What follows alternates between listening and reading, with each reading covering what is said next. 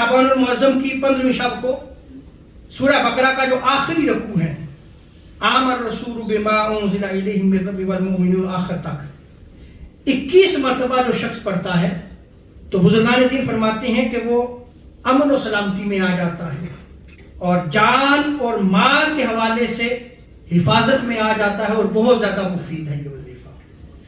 इसी तरह शाबानुल मुअज़्ज़म की 15वीं रात को